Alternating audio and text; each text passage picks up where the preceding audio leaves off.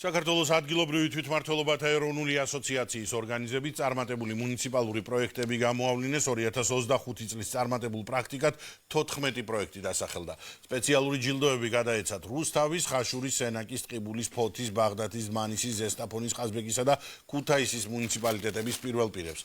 ამ კონკურსისა და ასოციაციის საქმიანობის შესახებ სასაუბროდ 10-ას აღმასრულებელი დირექტორი ნინო რუხაძე შემოგვიერთდება სტუდიაში. მოგესალმებით, ქალბატონო ნინო. მადლობა თქვენი დროისთვის. მადლობა მოწვევისთვის. ქალბატონო ნინო, სანამ კონკურსზე ვისაუბრეთ, მოდით პირველ რიგში მაყურებელს ავხსნათ, რას აკეთებს, რას საქმიანობს 10-ა, რას ემსახურება მისი საქმიანობა. ადგილობრივ თვითმმართველობათა ეროვნული ასოციაცია 10-ა. ამ აბრევიატურით იცნობს ფართო საზოგადოება ჩვენს ასოციაციას, წარმოადგენს მუნიციპალიტეტების მიერ 20 წლის წინ დაარსებულ ორგანიზაციას. ჩვენს მმართველობით სტრუქტურებში არიან წარმოდგენილი მუნიციპალიტეტების არჩეული პირები. და ჩვენ ვაერთიანებთ საქართველოს მასშტაბით 64-ვე მუნიციპალიტეტს. აქედან გამომდინარე მთელი ჩვენი საქმიანობა ემსახურება მუნიციპალიტეტებს თვითმმართველობის გაძლიერებას, დეცენტრალიზაციის პროცესის ხელშეწყობას. ამ მიმართულებით ჩვენი მთავარი პრიორიტეტი და მთავარი მისია არის მუნიციპალიტეტების ინტერესების ადვოკატირება. იქიდან გამომდინარე, რომ ჩვენ როგორც აღნიშნე ვაერთიანებთ 64-ვე მუნიციპალიტეტს ქვეყნის მასშტაბით, ჩვენ გვაქვს ძალიან მაღალი წარმომადგენლობითი მანდატი. ჩვენ ვსაუბრობთ მუნიციპალიტეტების გაერთიანებული ხმით, ვესაუბრებით ცენტრალურ ხელისუფლებას, ვესაუბრებით არასამთავრობო სექტორს, საერთაშორისო აქტორებს და მთავარი ჩვენი მისია სწორედ არის მუნიციპალიტეტების ინტერესების ადვოკატირება. ამასთან დაკავშირებით აღსანიშნავი არის, რომ ჩვენი განსაკუთრებული სტატუსი, ასეთ აი მაღალი წარმომადგენლობითი სტატუსიდან გამომდინარე, აღიარებული არის საქართველოს კანონმდებლობითაც, საქართველოს თვითმმართველობის კოდექსი პირდაპირ მიუთითებს, რომ ნებისმიერი გადაწყვეტილება, რომელიც ეხება თვითმმართველობის უფლებამოსილებებს, უნდა მიიღებოდეს ცენტრალური ხელისუფლების მიერ ჩვენ ასოციაციასთან კონსულტაციით, რაც მიუთითებს იმაზე, თუ რამდენად ესე იგი განსაკუთრებული როლი აქვს ჩვენს ასოციაციას სწორედ თვითმმართველობებთან დაკავშირებით და დეცენტრალიზაციის პროცესში. დეცენტრალიზაციასთან დაკავშირებით უნდა აღინიშნოს, რომ საქართველოში დეცენტრალიზაციის რეფორმები აქტიურ ფაზაში არის.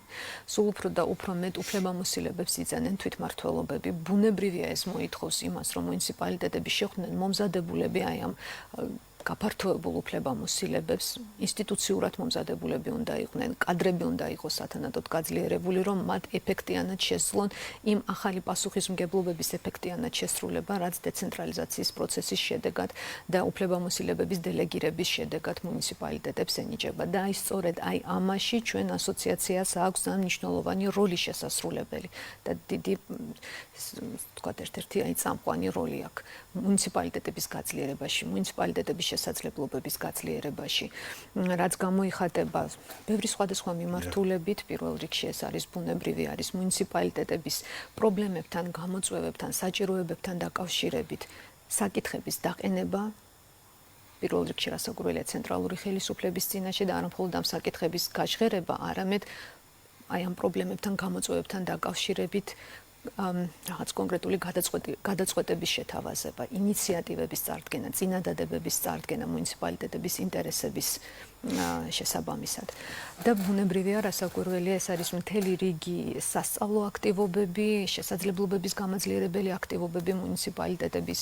ეს არის ასევე მეთოდოლოგიური დახმარება, რასაც ჩვენ მუნიციპალიტეტებს ვუწევთ და გარდა ამისა ჩვენი საქმიანობის ერთ-ერთი მნიშვნელოვანი ასპექტი არის საერთაშორისო ასპარეზზე მუნიციპალიტეტების წარმომადგენლობა. ჩვენი ასოციაცია არის გაწევრიანებული მთელ რიგ ყველაზე მნიშვნელოვან საერთაშორისო პლატფორმებზე, მათ შორის აღსანიშნავი არის ევროპის საბჭოს ადგილობრივ და რეგიონულ ხელისუფლებათა კონგრესი, არის ასევე ევროპის მუნიციპალიტეტებისა და რეგიონების საბჭო, არის ასევე UCLG, ეს არის დაახლოებით რომ წარმოიდგინოთ გაერო, ოღონდ მუნიციპალურ დონეზე, რომელიც აერთიანებს მსოფლიოს მასშტაბით, ეს არის უნივერსალური ორგანიზაცია და აერთიანებს მსოფლიოს მასშტაბით მუნიციპალურ ასოციაციებსა და მუნიციპალიტეტებს და ყველგან აი ამ მნიშვნელოვან ყველაზე მსხვილ საერთაშორისო თუ უნივერსალურ თუ რეგიონულ პლატფორმებზე ჩვენ წარმოვადგენთ საქართველოს მუნიციპალიტეტებს. ხელს უწყობთ საქართველოს მუნიციპალიტეტების კავშირების განვითარებას, მათ უცხოელ კოლეგებთან, გამოცდილების გაზიარებას, ცოდნის გაზიარებას, ასევე ერთობლივი პროექტების განხორციელებას და დონორების მოზიდვა საქართველოს მუნიციპალიტეტებში. ერთი სიტყვით, ყველაფერი რაც დღეს მუნიციპალიტეტებს სჭირდება და მათი განვითარებაში საჭირო ყველა თემაზე მუშაობთ. ძალიან დამაინტერესა ერთმა თემამ თქვენ ახსენეთ კადრები მუნიციპალიტეტ თვითმმართველობაში დასაქმებული საჯარო მოხელეები, მათი ცოდნის გაღრმავება, მათი კვალიფიკაციის ამაღლება. თქვენ სთავაზობთ მათ გადამზადებას, კადრების გადამზადებას, ვთქვათ, საჯარო მოხელეებისათვის კვალიფიკაციის ამაღლება, რა მიმართულები და როგორ მხარდაჭერას სთავაზობთ, ეს საინტერესოა. ერთ-ერთი ეს ჩვენი ყველაზე აქ არის ბევრი აქტივობა, რასაც ჩვენ ვახორციელებთ, მაგრამ ყველაზე ესეთი ინტენსიური საქმიანობა, რასაც ჩვენ ამ მიმართულებით ვაკეთებთ, ეს არის ონლაინ კონსულტაციების ფორმატი, ონლაინ სემინარების ფორმატი ჩვენი მუნიციპალიტეტებისთვის და ეს არის აბსოლუტურად თვითონ მუნიციპალიტეტების დაკვეთით, მუნიციპალიტეტები გვიკვეთავენ თემებს, გვეუბნებიან იმ თემებს, რომელთან დაკავშირებითაც მათ სჭირდებათ მაღალკვალიფიციურ ექსპერტებთან კონსულტაციის გავლა, რჩევების მიღება და სწორედ ჩვენ ესე იგი აი მათი დაკვეთით ყოველკვირეულად და კვირაში ეს არის მინიმუმ ერთხელ, მაგრამ როგორც წესი ეს არის უფრო ხშირად, ვაწყობთ შეხვედრებს აი ამ მაღალკვალიფიციურ ექსპერტებსა და მუნიციპალიტეტების საჯარო მოხელეებს შორის, სადაც მათ ეძლევათ შესაძლებლობა, რომ აი ამ ექსპერტებისგან, წამყვანი ექსპერტებისგან შესაბამის დარგებში მიიღონ პირველ წყაროდან ინფორმაცია მათთვის საინტერესო საკითხებთან დაკავშირებით, ასევე თუ რაღაც კითხვები აქვთ, თუ რაღაცა პრობლემური საკითხები აქვს, პირდაპირ ეძლევათ შესაძლებლობა, რომ პირველ წყაროდან მიიღონ პასუხები თავის კითხვებზე და ეს არის ესე იგი აი ერთ-ერთი ჩვენი საინტერესოა თქვენ ახსენეთ ექსპერტები, რომელიც ძალიან მარტივიანი თუ რომელიც ასწავლის, უხსნის და მათ კვალიფიკაციას ამაღლებს. შეიძლება იყოს ეს ექსპერტი იგივე საჯარო მოხელე, რომელიც დიდი კვალიფიკაციის არის, დიდი გამოცდილების არის და გამოცდილებას უზიარებს კოლეგებს. რამდენად ხშირია უკვე ეს ფაქტი? აი ესაა საინტერესო, რამდენად ხშირია, რომ ისევ და ისევ საჯარო მოხელე უხსნის და მონაწილეობს კვალიფიკაციის ამაღლების პროცესში. აბსოლუტურად კი, რასაც ჩვენ ხშირად გააჩნია სფეროს, ესე იგი ჩვენ ამოვდივართ სფეროდან და საკითხიდან, თუ ის კონკრეტული საკითხი, რაც მუნიციპალიტეტებს აინტერესებს, მოითხოვს სწორედ საჯარო მოხელის ცოდნას, გამოცდილებას, ექსპერტიზას, რასაკვირველია ჩვენ სწორედ საჯარო შესაბამისი დარგის საჯარო მოხელეებთან და შესაბამისი უწყებების საჯარო მოხელეებთან ვამყარებთ კომუნიკაციას და სწორედ მათი ჩართულობით ვთავაზობთ ჩვენ აი ამ სემინარებს და კონსულტაციების ფორმატს, ასე რომ და ეს ჩვენთვის არის ძალიან ისეთი ხშირი პრაქტიკა და ჩვენ ამას ნამდვილად საჯარო მოხელეებთან და საჯარო ცენტრალური ხელისუფლების უწყებებთან ამ მიმართულებით ჩვენ გვაქვს ძალიან კარგი თანამშრომლობა. მოდი დავიწყოთ თვითმმართველობა წლების წინ, ათეული წლების წინ საქართველოს რეალობაში ძალიან ისეთი უცხოხილი იყო და თვითმმართველობა ვითარდება საქართველოში ყოველწლიურად დარწმუნებული ვარ და ამას კონკრეტული პროექტებიც გვიჩვენებს და კონკრეტული მაგალითებიც. რამდენად კარგი პრაქტიკაა უკვე საქართველოს თვითმმართველობაში, როგორ შეიცვალა წლიდან წლამდე სურათი, როგორ შეაჯამებდით მიმართულებას. ძალიან დიდი მადლობა ამ კითხვისთვის და ჩემთვის ყველაზე ესეთი საჩვენებელი და ყველაზე ზუსტი მარკერი თუ რამდენად ვითარდება თვითმმართველობა, ჩემთვის აი ამისი ყველაზე კარგი მაჩვენებელი არის ჩვენი ასოციაციის საუკეთესო პრაქტიკის პროგრამა, კონკურსი. აბსოლუტურად სწორი არის, რომელსაც ჩვენ უკვე მერვე წელია ვახორციელებთ. ეს არის ევროპის საბჭოს მიერ აღიარებული ინსტრუმენტი. მე ცოტა ხნის წინ ვახსენე, რომ ჩვენი ორგანიზაცია, ჩვენი ასოციაცია წარმოდგენილი არის სწორედ ევროპის საბჭოს რეგიონულ და ადგილობრივ ხელისუფლებათა კონგრესში და სწორედ ევროპის საბჭოს ინსტრუმენტს წარმოადგენს ეს საუკეთესო პრაქტიკის პროგრამა, რომელიც გულისხმობს მუნიციპალიტეტებში არსებული საუკეთესო პროექტების, პროგრამების, სერვისების გამოვლენასა და შემდეგ ესე იგი უკვე აი ამ საუკეთესო პრაქტიკების გავრცელებას სხვა მუნიციპალიტეტებში. ჩვენ ეს ინსტრუმენტი წარმატებით გადმოვიღეთ საქართველოში და უკვე როგორც აღნიშნე, მერვე წელია ვახორციელებთ ამ კონკურს საუკეთესო პრაქტიკის პროგრამას.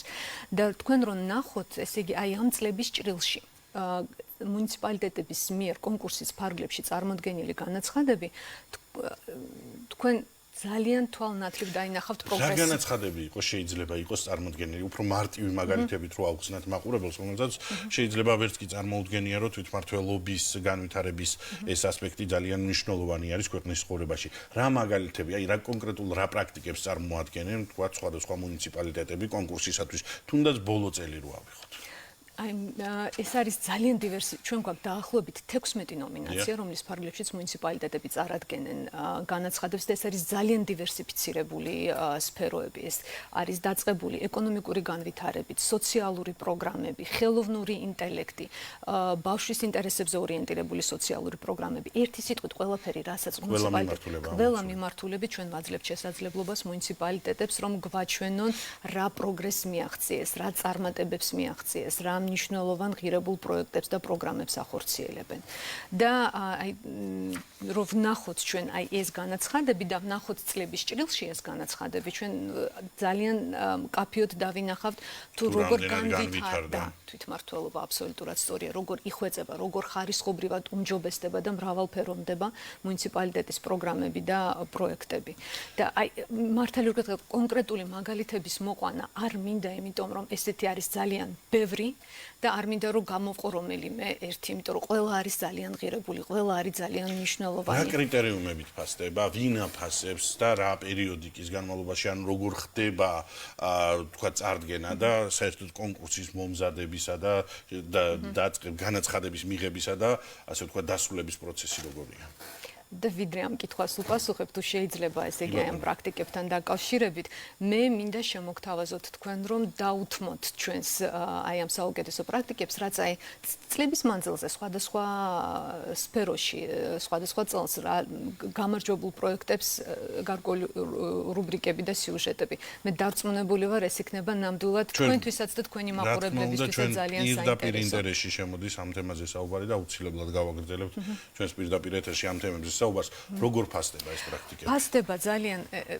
მე ვფიქრობ, რომ ის რომ ამ 8 წლის მანძილზე ამ პროგრამამ აქტუალობა არ დაკარგა და პირიქით წლიდან წლამდე მისი პოპულარობა იზრდება, მთავარი საიდუმლო და წარმატების მთავარი გასაღები არის იმაში, რომ ჩვენ ძალიან მაღალი თამასა გვაქვს შეფასების, მაღალი სტანდარტები გვაქვს შეფასების. და ეს არის ორდონიანი შეფასება. პირველ ეტაპზე ხდება ექსპერტული ჯგუფების მიერ და ჩვენ ნამდვილად ეს ყოველგვარი გადაჭარბების გარეშე ვამბობ ამას, ყავს საუკეთესო ექსპერტები ჩართულები ადგილობრივი თვითმმართველობის სფეროში, საუკეთესო ექსპერტები ჩართულები ამ განაცხადების შეფასებაში და პირველ ეტაპზე სწორედ ისინი აფასებენ კონკურსის ფარგლებში მუნიციპალიტეტების მიერ წარდგენილ განაცხადებს და შემდეგ ისინი აკეთებენ რაც ქვია short list, ანუ ესე იგი ეს აკეთებენ გადარჩევას, პირველად გადარჩევას და შემდეგ უკვე მათ მიერ გადარჩეულ პროექტებს ისინი წარუდგენენ მმართველ კომიტეტს, რომელიც არის უკვე ძალიან წარმომადგენლობითი ჯგუფი ადამიანების, რომლის შემადგენლობაშიც შედიან ცენტრალური ხელისუფლების წარმომადგენლები, საკანონმდებლო, აღმასრულებელი, ასევე არასამთავრობო სექტორის წარმომადგენლები, ისევ და ისევ ექსპერტული ჯგუფები და შემდეგ უკვე მმართველი კომიტეტი იღებს საბოლოო გადაწყვეტილებას პროექტებთან დაკავშირებით. არის მთელი რიგი კრიტერიუმები გაწერილი, ეს რომელთა მიხედვითაც ფასდება ეს განაცხადები, რასაკვირველია, ეს უნდა იყოს რაღაც ინოვაციური მიდგომები, ანუ ისეთი რაღაც მიდგომა, ისეთი მიგნება, რომელიც არის ესე ვთქვათ უნიკალური და ძალიან გამოარჩევს, არ არის ესე ვთქვათ სტანდარტული გადაწყვეტა რაღაცა პრობლემის, არამედ არის ნამდვილად ისეთი ძალიან შემოქმედებითი, კრეატიული რაღაცა სიახლე, ახლებური მიდგომა და ძალიან დიდი მნიშვნელობა აქვს კიდე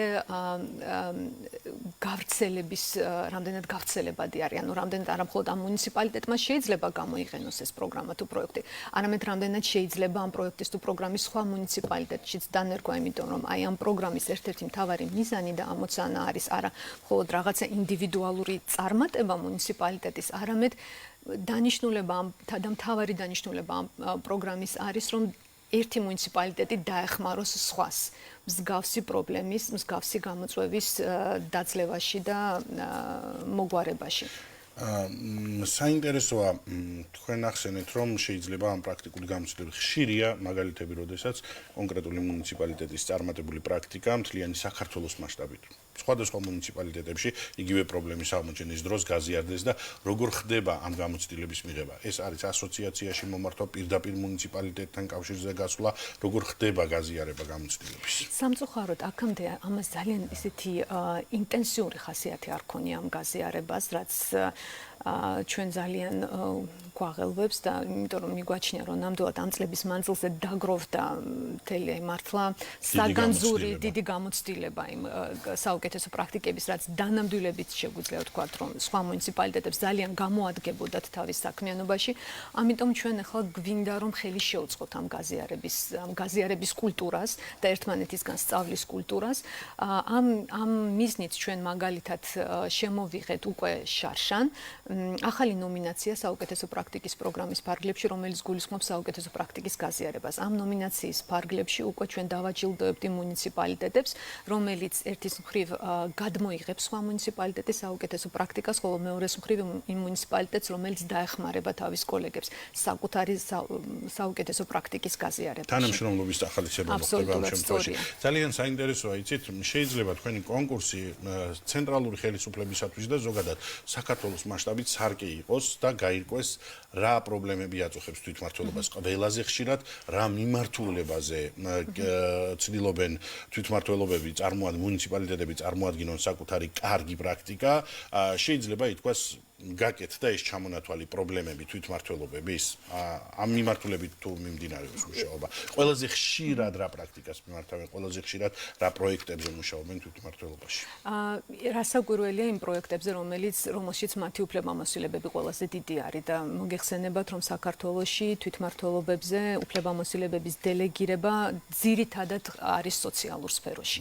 და შესაბამისად, ესე იგი ჩვენ ვხედავთ, რომ აი ამ სფეროში სოციალური სფერო, ბავშვთა დაცვა, ბავშვთა დაცვის კოდექსი იყო იუნისეფის და დიდი ესე ვთქვათ ადვოკატირების შედეგად მიღებული საქართველოში და სწორედ ეს ბავშვთა დაცვის კოდექსი ბევრ უფლებამოსილებას ითვალისწინებს მუნიციპალიტეტებისთვის და აი აქედან გამომდინარე ძალიან ბევრი ძლიერი პროექტი ხდება სწორედ აი ამ სფეროებში.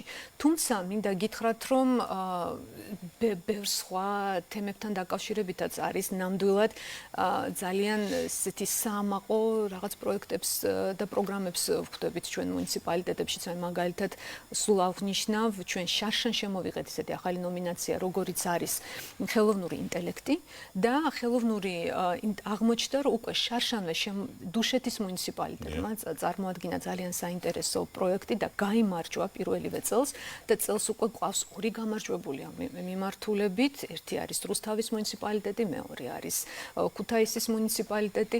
ანუ აი აქაც კი, რომელიც ესე ვთქვათ, აი ესეთი სულ ახალი სფერო არის ეს ხელოვნური ინტელექტი. არა მხოლოდ ჩვენ ქვეყანაში, ეს არის იგივე ევროპის მასშტაბითაც. აი დღეს არ არის ფართოდ დამკვიდრებული მუნიციპალიტეტებში, მაგრამ აი საქართველოს მუნიციპალიტეტები უკვე დღეს ძალიან პროდუქტიულად იყენებენ აი ამ ახალ ინსტრუმენტს და მინდა გითხრათ, რომ აქვთ ნამდვილად ძალიან საინტერესო მიგნებები და საინტერესო პროექტები და პროგრამები.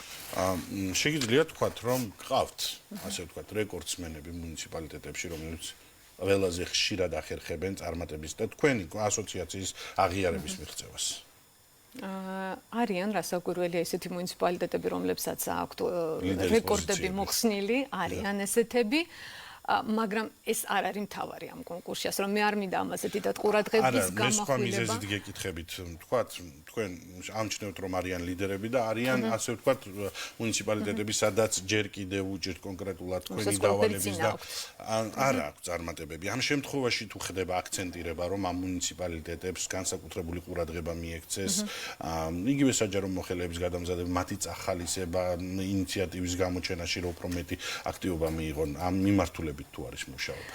მე ვერ ვიტყვი, რომ ეს რაღაც ჩვენ აი ამ ნიშნით გამოვარჩევთ მუნიციპალიტეტებს, არა ჩვენ სერვისებს მომსახურებას ყველას თანაბრად ვთავაზობთ და ვფიქრობთ, რომ სწორედ ეს საუკეთესო პრაქტიკის პროგრამა იქნება, ასე რომ ვთქვათ, აი ამ სპორტულ ჟინს გაუღვივებს მუნიციპალიტეტებს, რომ შევიდნენ ერთმანეთთან კონკურენციაში და ეცადონ, რომ ნამდვილად ერთმანეთზე უკეთესი პროგრამები და პროექტები შესთავაზონ საკუთარ ტერიტორიებს, საკუთარ მოსახლეობას და შემდეგ უკვე იზრუნონ იმათზე, რომ ეს საკუთარი მიღწევები, წარმატებები სხვა მუნიციპალიტეტებთან სხვა მუნიციპალიტეტების გაუზიარონ და სხვა მუნიციპალიტეტების სამსახურში ესე რომ ვთქვათ, სხვა მუნიციპალიტეტებმა თავის სამსახურში ჩააყენონ ეს პროგრამები. თქვენ წახალისებას აკეთებთ არა მარტო ვთქვათ მუნიციპალიტეტის პირველი პირების თუ არ ვწდები უკვე მეორე წელია პრაქტიკაში გაქვთ დანერგილი რომ თვითონ უშუალოდ მონაწილე თანამშრომლებიც წახალისდებიან როგორ ხდება ეს პროცესი რაზეა საუბარი? Absolutურად სწორი არის ჩვენ ვფიქრობთ რომ ესე იგი აქ ზოგადად ესეთი გამოთქმა არსებობს რომ თუ მუნიციპალური პროგრამები და პროექტები ხორციელდება კარგად და მუნიციპალური სერვისები თუ კარგად მიეწოდება ის სერვისები არის უხილავი. ნამდვილად, ესე იგი თუ ყველაფერი მუშაობს გამართულად, ეს რაღაც როგორც თავისთავად ცხადი რამ ისე აღიქმება მოსახლეობის მიერ, არადა რეალურად ამის უკან დგას ძალიან დიდი შრომა. დგას დიდი შრომა რიგითი საჯარო მოხელეების. და ასე რომ ჩვენ ვთვლით რომ აუცილებელი არის ამ ადამიანების შრომის აღნიშვნა, დაფასება და საჯარო წარმოჩენა და სწორედ ამიტომ უკვე რამდენიმე წელი არის ჩვენ ვაჯილდოებთ არა მხოლოდ მუნიციპალიტეტებს და მუნიციპალიტეტების პირველ პირებს ამ საუკეთესო პროგრამებისთვის და პროექტებისთვის, არამედ იმ საჯარო მოხელეებსაც გამოვყოფთ, რომლებსაც აქვთ დიდი წვლილი ამ პროგრამების და პროექტების განვითარებაში, წარმატებით ფუნქციონირებაში და იმ განაცხადების შედგენაში, რომელსაც ისინი წარმოადგენენ. მადლობას იმსახურებენ არა მარტო მოხელეები, თუ არ ვწდები, პარტნიორი ორგანიზაციებიც და თუ არ ვწდები, გაერო გახდა პირველი მფლობელი ასეთი სამადლობელო ჯილდოს. ჩვენ რა იგულისხმეთ ამ შემთხვევაში უფრო მეტი ჩართულობა იქნება გაეროს პროექტებში თუ როგორ? ჩვენ დიდი იმედი გვაქვს, რომ კი ჩვენ თვითმმართველობის წარმატებაში ძალიან დიდი როლი მიუძღვით პარტნიორებს. ჩვენი ასოციაცია შეიქმნა საერთაშორისო პარტნიორებთან მჭიდრო თანამშრომლობით. მთელი ამ წლების მანძილზე ჩვენი საქმიანობა ჩვენს პარტნიორებთან ერთად მჭიდრო თანამშრომლობით ხორციელდებოდა და მუნიციპალიტეტებშიც ძალიან დიდი როლი და წვლილი აქვს შეტანილი თვითმმართველობის გაძლიერებაში ჩვენს პარტნიორებს.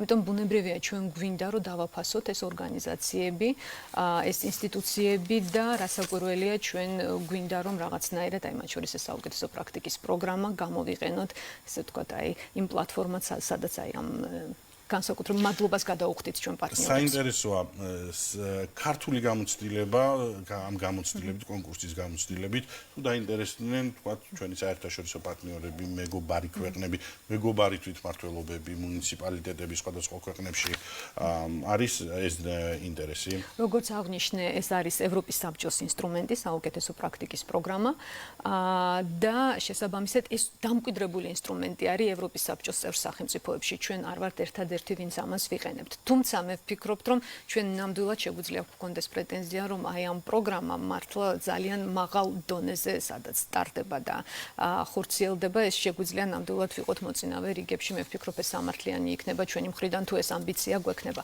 შესაბამისად, ჩვენ მზად ვართ, რომ ნებისმიერ დაინტერესებულ ჩვენ კოლეგებს, უცხოელ კოლეგებს ეს ჩვენი გამოცდილება გაუზიაროთ. მე ვფიქრობ, რომ ამ თვალსაზრისით ჩვენ ბევრი რამ საინტერესო შეგვიძლია ვასწავლოთ მათ. თქვენ ახსენეთ და უფრო დაკონკრეტება მინდა, ძალიან მოკლედ დავაკონკრეტოთ, თუ შეიძლება, პანელური დისკუსიები დაემატა.